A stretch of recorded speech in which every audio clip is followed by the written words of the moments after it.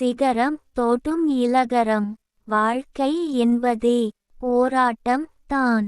தினம் போராட்டமான இந்த வாழ்க்கையில் உன்னுடைய நிலை சற்று தடுமாறினாலும், நினைவே தடுமாறினாலும், சொத்தையே இழந்தாலும், உடல் சுகத்தையே இழந்தாலும், தன்னம்பிக்கை என்ற ஒன்றை மட்டும் ஒருவர் உறுதியாக கையாண்டால் வெற்றி என்னும் சிகரம் உயர்ந்து இழந்து விட்ட இலகரங்கள் அத்தனையும் உறுதியாக பெற்று விடலாம்.